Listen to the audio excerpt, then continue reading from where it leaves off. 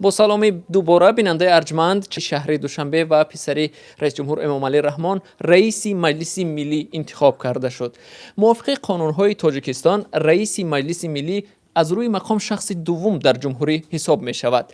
و در صورت سلب صلاحیت و یا بیماری پرزیدنت او می تواند وظیفه های پرزیدنت را اجرا کند. انتخاب رستم امامعلی به سمت رئیس مجلس ملی این روز صورت گرفت و در این مجلس تنها خبرنگاران رسانه‌های دولتی حضور داشتند و طور برخی از رسانه‌های دولتی می‌نویسند چند از وکیلان مجلس نمایندگان و هم اعضای مجلس ملی از رستم همچون شهردار موفق خیلی توصیف کردند که در مدت رهبری او در شهر دوشنبه نوگانی های زیادی با وجود آمد، بناهای نو قامت افروختند و نگفته نماند که در تجربه سیاسی کشورهای پساشوروی تعیین فرزند رئیس جمهور به سمت دومی جمهوری تنها در آذربایجان رخ داده بود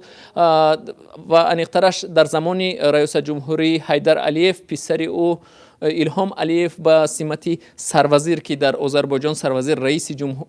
حکومت کشور حساب می شود رئیس حکومت کشور تعیین شده بود و البته پس از مرگ حیدر علیف ایلهام علیف رئیس جمهوری آذربایجان انتخاب شد و حالا او پرزیدنت آذربایجان است و بیننده ارجمند تفصیلات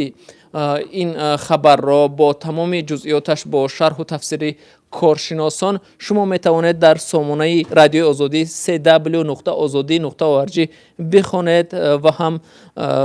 برخی از تفسیر سیاستشناسان رو هم بشنوید. تشکر زیاد برای دقتتان.